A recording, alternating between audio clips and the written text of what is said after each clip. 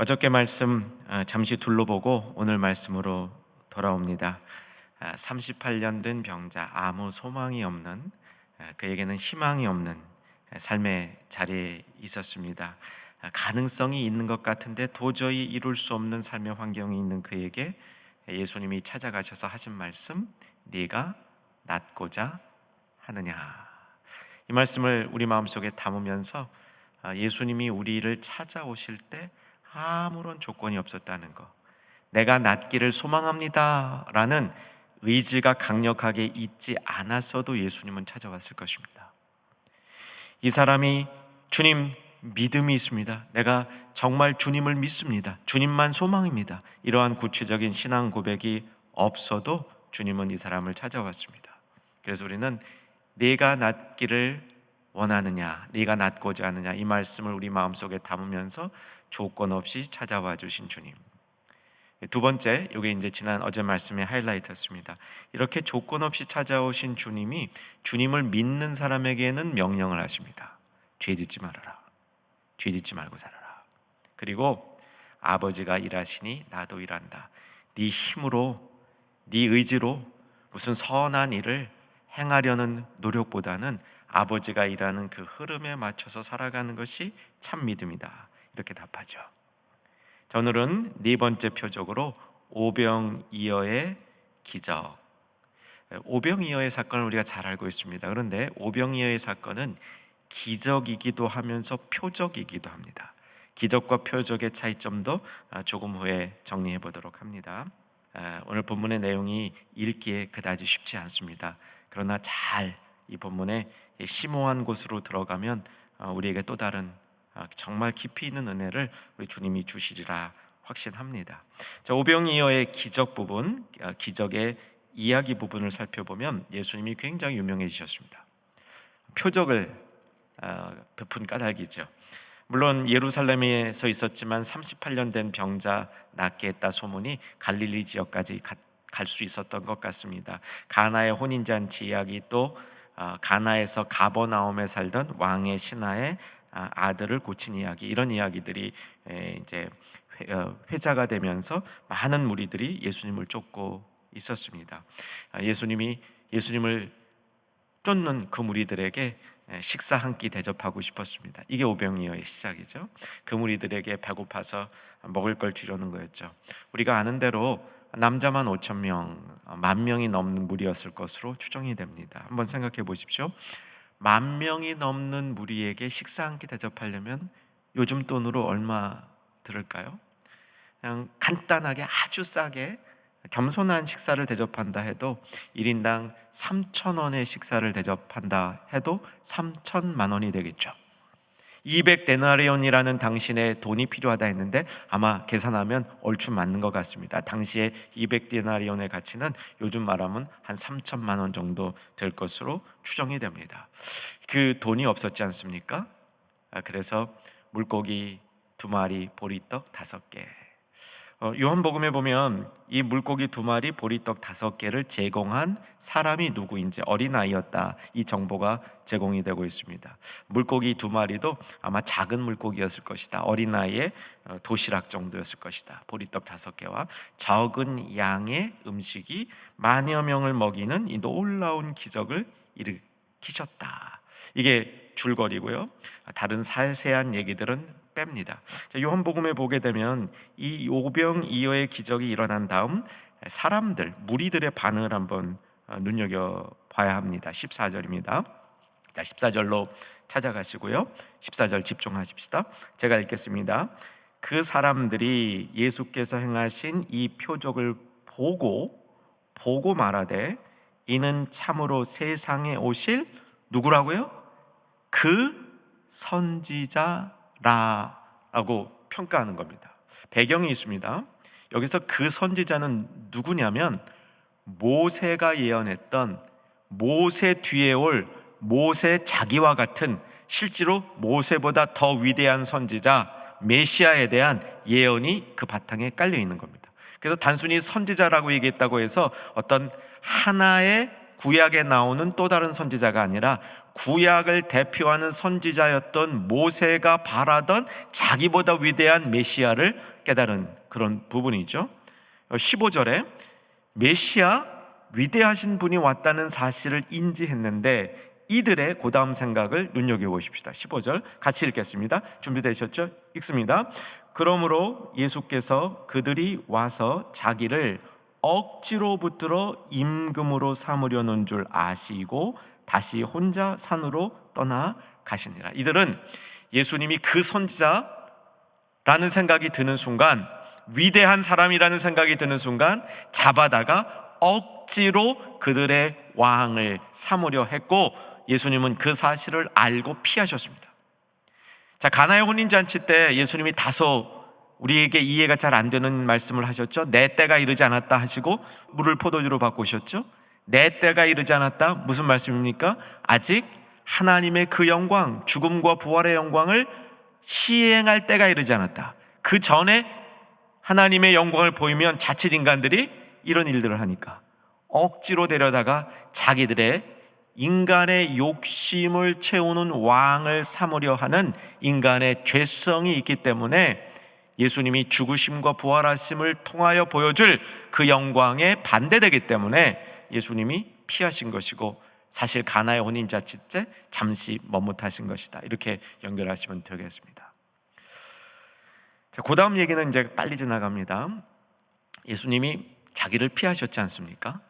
그런데 이 무리들이 예수님에 대한 환상이 아주 가득했던 것 같아요. 그래서 예수님을 추적하기 시작합니다. 예수님이 혼자 따로 자신을 물리워서 조용한 곳에 계시는 것까지 이 무리들이 쫓아가고 찾아가는 이야기, 찾아가서 그 무리들과 예수님의 대화가 오늘 제가 본문으로 바꾼 26절부터 33절까지의 이야기입니다. 자, 이제부터 이 말씀을 우리 삶에 적용해 보시기 시작하십시다. 사랑하는 모든 중년의 가족들, 2021년을 우리가 힘든 가운데 멋지게 하나님의 성도로 살아내는 축복을 사모하시길 주의 이름으로 축원합니다. 꼭 그렇게 되시기를 주 안에서 소망합니다. 그런데 그러기 위해서 우리가 믿음이 필요하지 않습니까? 여태까지 우리가 살아왔던 시대보다 더 힘든 시기를 겪어야 한다면 우리가 여태까지 가졌던 믿음보다 더 순전한 믿음을 가져야 된다. 아멘 되실 줄 믿습니다. 믿음의 네 종류가 있다. 누누이 반복하는 이야기입니다. 네 종류는 신뢰, 의존, 고백, 동행이다. 다시 한번 같이 한번 해보십시다. 네 믿음 해보십시다. 시작. 신뢰, 의존, 고백, 동행입니다. 저는 이 네 가지 요소 중에 우리가 보통 믿음하면 신뢰가 제일 중요하다고 생각하고요. 성경에서 믿음이란 말이 엄청나게 많이 나옵니다. 지난 주일 찬양 예배 때도 이 믿음, 히브리어 믿음, 히브리어로 에므나, 여러분 아마 들으셨을 거예요. 기억나시는 분도 있을 겁니다. 구약에서는 에므나, 신약에서는 피스토스, 이런 단어를 통해서 수많은 믿음에 대한 이야기가 있는데, 믿음의 가장 중요한 요소, 가장 많은 요소는 신뢰입니다. 믿음은 신뢰하는 거죠. 그리고 가끔 의존하는 것이죠. 자기 자신을 모두 던져보는 것, 믿고 가더라. 왕의 신하의 믿음이었습니다. 동행은 하루하루의 삶 가운데 믿음으로 신실하게 살아가는 모습, 동행. 이 네 가지 요소 중에 저는 고백이 가장 이 적은 범위의 믿음이다, 이렇게 생각해 왔었는데, 다시 오늘 이번에 이 요한복음의 표적으로 우리가 1년을 살 믿음의 교훈들을 찾다 보니까 이 고백의 믿음이 단순히 우리가 내 입술로 하나님을 깨달아서 하나님 이런 분입니다 라고 멘트하는, 말하는 것만 고백이 아니고, 또 거기에 좀 덧붙여서 하나님을 찬양하는 찬양만 고백이 아니고, 여러분 이 고백 속에 어떤 요소가 있냐면 우리의 믿음을 순전하게 갖고 가는 요소가 있습니다. 여러분, 고백의 믿음이라는 것은 믿음의 순도가 높은 믿음을 말하는 것이죠. 여러분, 오늘 아침에는 이런 순도 높은 믿음의 이야기를 들으시고 우리 마음속에 그것을 사모하시고 실제 우리의 믿음이 순전해질 수 있기를 주의 이름으로 축원합니다. 저는 순전한 믿음의 이야기로 본문을 보게 되면 예수님께서 오병이어의 기적을 펼치셨잖아요. 물고기 2마리, 보리떡 5개, 조그만 것 가지고 5,000명 이상을 먹이는 이 놀라운 기적을 펼쳤는데, 사람들이 이 기적에 반응하고 이 기적을 통해서 예수님을 높이고 예수님을 따르게 된 이유에 순전성이 떨어진다고 예수님이 본 겁니다. 순전하지 않은 믿음이라고 본 겁니다. 그러니까 순전한 믿음은 뭐냐? 까꾸로 하면 되는 거죠. 이제 그것을 가르쳐 주려고 하는 것입니다. 그것이 오병이어의 표적이 되는 겁니다. 자, 오병이어의 기적을 통해서 사람들이 오해한 것이 무엇이냐면 26절에 나와 있습니다. 오늘 본문으로 읽은 첫 번째 절입니다. 26절 같이 집중해서 읽습니다. 예수께서 대답하여 이르시되 내가 진실로 진실로 너희에게 이르노니 너희가 나를 찾는 것은 표적을 본 까닭이 아니요 떡을 먹고 배부른 까닭이로다. 예수님이 진짜 보여주려고 한 표적은 못 보고 껍데기 현상만 보고 기적적인 일을 보면서 예수님을 따라다니면 빵 문제, 먹고 사는 문제 해결하겠구나, 저분이 왕이 되면 우리에게 이런 것 공급해 주겠구나 라고 자신의 욕망을 채우는 왕으로서 예수님을 따르고 있었다. 이렇게 26절에서 분명하게 말씀해 주고 있는 것이죠. 그러면서 이 정말 예수님께서 오병이어의 기적을 통해서 예수님을 따르는 사람이 보아야 할 믿음으로 이끌어주는 그 흔적, 표적이 무엇이었는가 이어서 설명해 주는 겁니다. 그 얘기가 이 뒷부분에 오늘 본문으로 잡은 33절 이하에 쫙 나오는 이야기들인데, 무리들이 숨어있는 예수님 추적할 때 이 무리들 속에 열정이 있었습니까? 없었습니까? 있었죠. 예수님 따라다니려는 열정이 참다운 제자 못지않게 있었습니다. 우리 흔히 그런 얘기 하잖아요.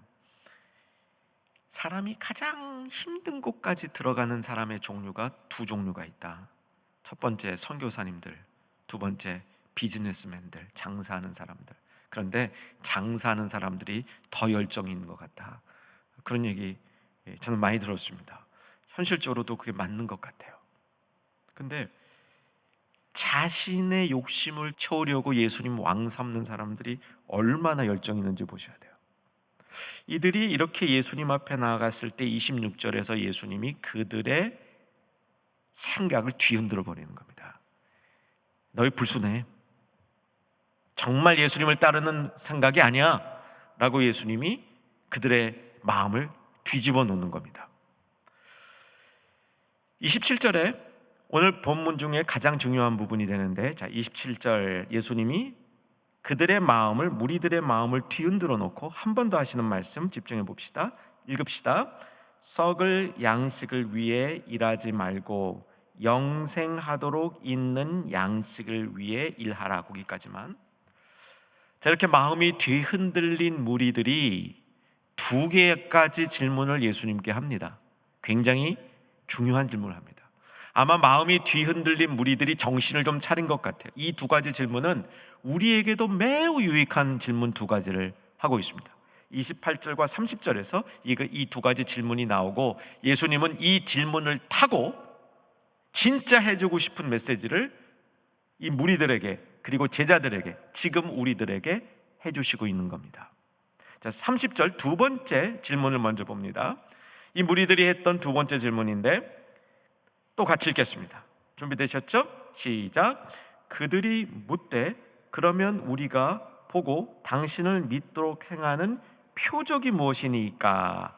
하시는 일이 무엇이니까? 그러니까 너희가 나 따른 이유가 진짜 내가 보여주는 표적을 본 게 아니고 양식의 문제 해결해서 배가 부른 까닭에 나를 따랐다라는 불순한 믿음을 지적하시니까 30절에서 그러면 우리가 진짜 봐야 될 표적은 무엇입니까? 라고 예수님께 되묻고 있는 겁니다. 아니, 무리들 괜찮은 사람들인 것 같아요. 요 정도까지 오니까 좀 정신을 차린 것 같습니다. 여기에 대해서 예수님이 쭉 말씀해 주신 게 뭐냐면, 너희들이 진짜 보아야 될 표적이 생명의 떡, 생명의 양식, 그냥 오병이어의 기적이 아니라 그 오병이어의 기적이 가리키고 있는 생명의 떡, 생명의 양식, 그 생명의 양식을 먹어야 산다는, 생명의 양식을 소중히 여겨야 바른 믿음이 된다는, 생명의 양식으로 너희의 믿음이 자란다는 교훈에 대해서 가르쳐줘요. 이게 그 뒤에 계속적으로 거의 십수절에 관해서 이 말씀을 하시는 거예요. 생명의 양식, 생명의 떡. 저와 여러분은 생명의 양식, 생명의 떡에 대해서 좀 알고 있습니다. 특별히 신뢰가 될지 모르지만 제가 여러분보다는 생명의 양식, 생명의 떡을 조금 더 많이 알고 있는 것 같아요. 왜냐하면 생명의 양, 생명의 떡은 말씀이지 않습니까? 말씀에 대해서 쭉 말씀을 사모하며 말씀을 전하는 저로서는 생명의 떡, 생명의 양식에 대해서 많이 안다고 생각하면서 참 여러분보다 더 많은 무지를 저질렀던 것 같습니다. 생명의 떡, 생명의 양식, 그러면 하나님의 말씀. 그래, 매일 하나님의 말씀을 읽고 매일 하나님의 말씀을 묵상하고 매일 하나님의 말씀을 내가 더 많이 깨달아야지, 이런 생각을 가지고 있었다면, 그런 생각 수준에 머물렀다면 성경적으로 바른 이해는 하셨지만 오늘 예수님이 제자들에게 보여주렸던 생명의 떡, 생명의 양식의 수준에는 도달하지 못하는 낮은 수준의 이해였다는 겁니다. 여러분, 표적은 우리를 더 깊은 믿음으로 이끕니다. 표적은 우리를 믿음으로 이끌어가는 흔적, 자취입니다. 아멘 되시죠? 생명의 양식이라는 이 표적은 우리의 믿음을 순전한 믿음으로 이끌어가는 이 교훈이기 때문에 이 표적을 오늘 분명히 우리 마음속에 담을 수 있기를 소망합니다. 자, 표적이라는 것을 예수님이 쭉 가르쳐 주시고 우리가 오늘 네 번째 표적에 대한 말씀을 배우고 있습니다. 표적의 기본 꼴이 뭐냐면요, 보여주고 믿게 하는 거예요. 보고 믿는 겁니다. 보고 믿는 겁니다. 그냥 관념으로 믿는 게 아닙니다. 남이 믿는 것에 영향을 받아서 믿는 게 아닙니다. 우리는 이런 믿음의 종류가 참 많아요. 내가 믿음을 갖고 있는 게 아니라 옆에 좋은 사람, 믿음 좋은 사람의 영향을 받아서 내가 믿는 것 같아. 어떤 믿는 사람이 정말 열심히 사는 모습을 보니까 내가 거기에 영향을 받아서 나도 좀 그런 사람이라고 착각하는 거. 그런 게 아니고 믿음은 보고 믿는 겁니다. 근데 눈에 보이는 것만 보는 게 아니에요. 눈에 보이는 것만 보는 거는 기적을 믿는 거랑 비슷한 거예요. 눈에 보이지 아니하는 하나님의 원칙, 하나님의 마음, 하나님이 진짜 주시고자 하는 것, 그것을 보고 믿는 것이 표적을 믿는 믿음의 특징입니다. 사랑하는 여러분, 우리 영적인 눈이 떠서 하나님의 깊은 세계, 넓은 세계, 분명한 세계를 더 잘 볼 수 있기를 이 시간 소망하시기를 주의 이름으로 축원합니다. 소망하시는 분들에게 그 일이 일어날 줄로 믿습니다. 본다는 게 얼마나 중요한지 몰라요. 그래서 여기 여러분 쭉 표적 이야기를 보면서요, 보고 믿더라, 보고 믿더라, 믿도록 보여주세요, 이런 얘기들이 참 많아요. 근데 예수님이 보여줬는데 딴 걸 봐. 예수님이 오병이어의 기적을 보여줬는데 딴 걸 봐. 그걸 보면서 배부를 생각만 하는 걸 봐. 나의 이익 챙길 생각만 하는 거죠. 이런 사람들에게 믿음은 순전한 믿음이 될 수 없는 겁니다.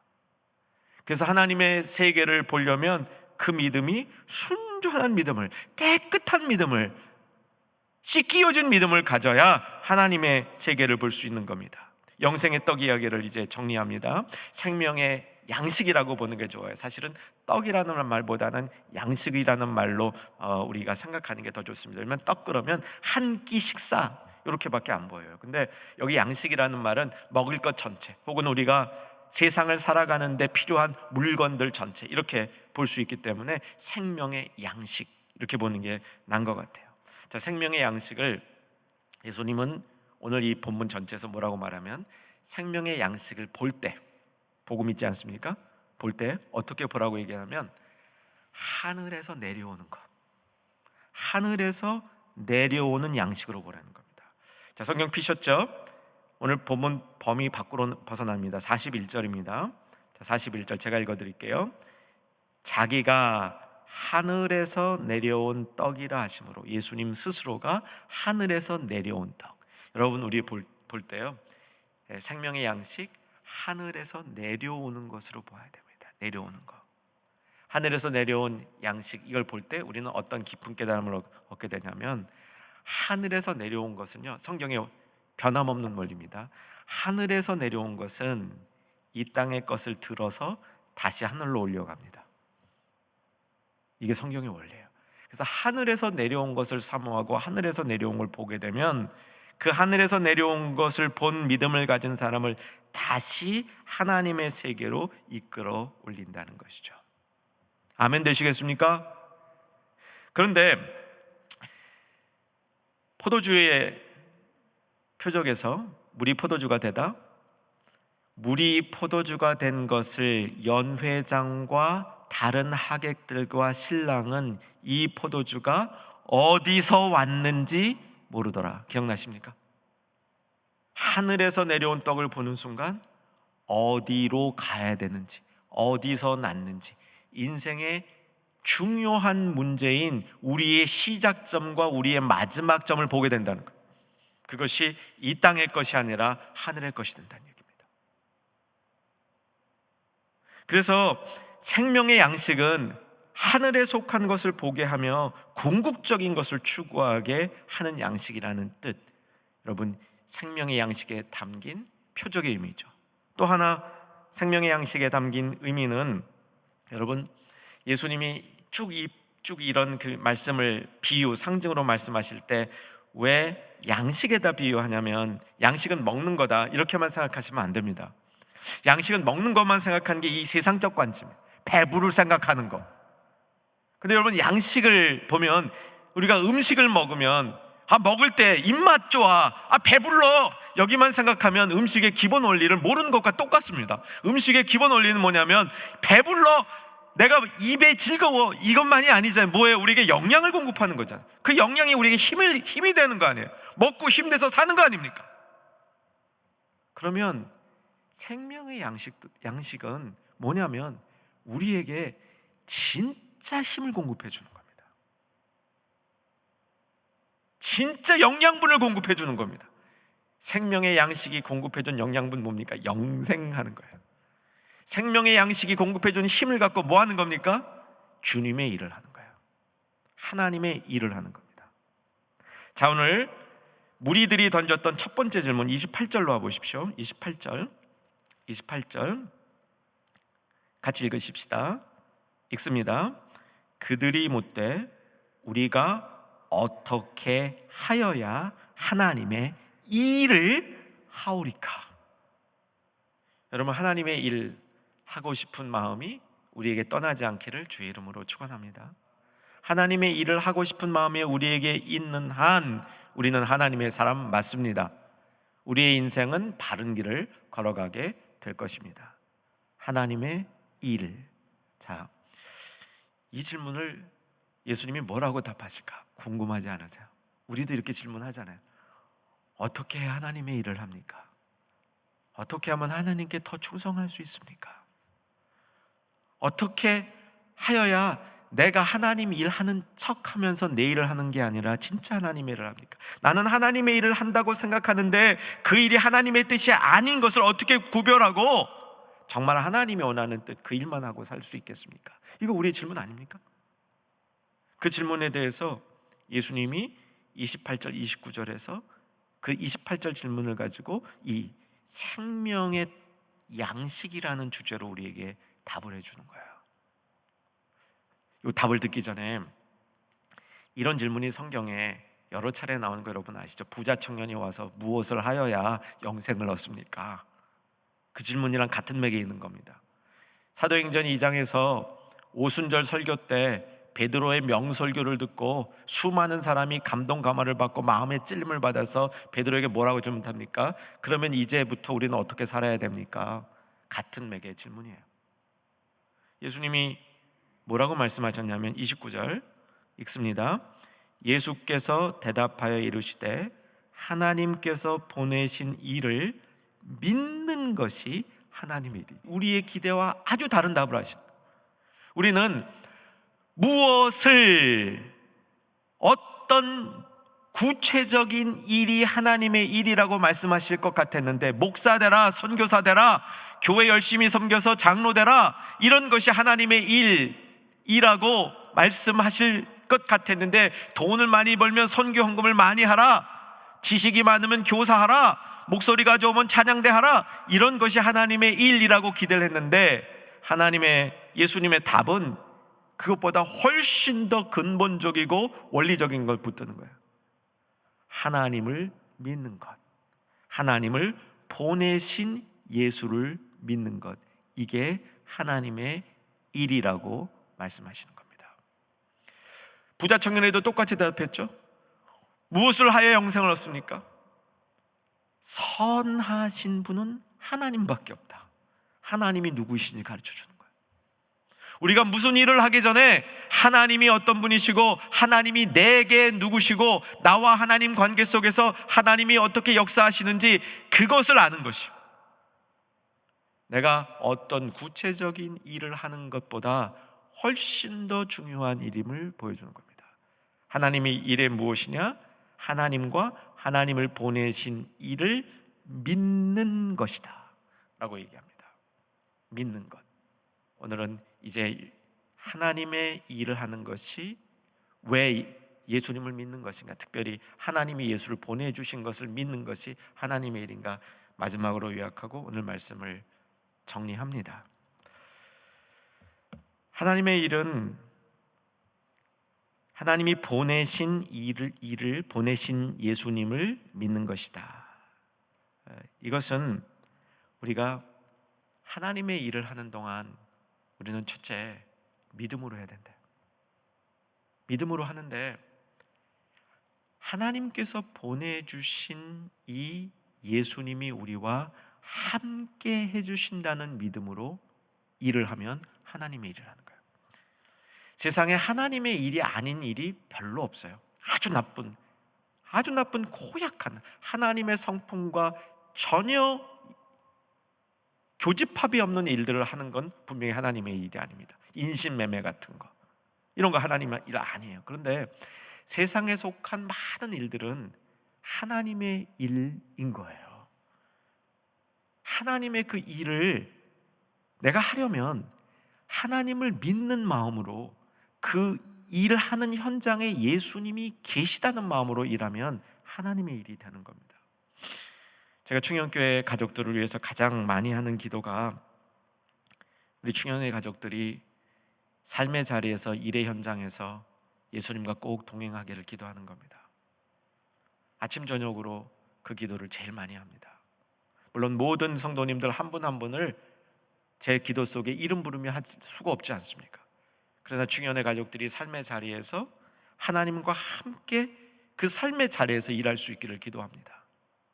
하나님의 일을 하는 거예요. 여러분, 설교를 해도요, 하나님의 일이 아닐 수 있습니다. 하나님과 함께하지 아니하면, 예수님이 그 자리에 계신 것으로 일하지 아니하면 성스러운 일처럼 보이는 일도 하나님의 일이 안 되는 겁니다. 그런데 믿는 믿음으로 함께 하시는 예수님, 그 믿는 믿음으로 하나님이 그 현장을 주관하고 계시고, 예수님께서 그 자리에 함께하고 계시고, 그 예수님의 말씀의 원리대로 내가 살아가면 그 일이 하나님의 일이 되는 겁니다. 여러분, 하나님의 일을 하면 힘이 나는 겁니다. 어떤 힘이요? 생명의 양식이 만들어내는 힘, 그 힘이 나는 겁니다. 자, 이제 오늘 말씀을 최종적으로 정리합니다. 어려울 때 구제 금융 받으면 좋으시죠?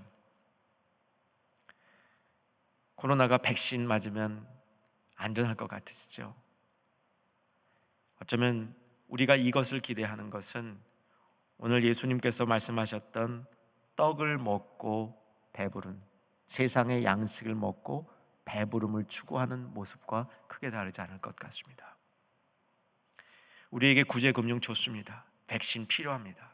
그런데 이것도 하나님이 주시는 힘, 하나님 자신으로 우리의 삶의 터전이 되어야 되고, 하나님 자신이 우리에게 백신이 되어야 되고, 그분이 함께 해주시는 것이 우리들 삶의 힘이 되어야 된다는 이 사실을 잊어버린다면 의미가 별로 없는 일들이 될 것입니다.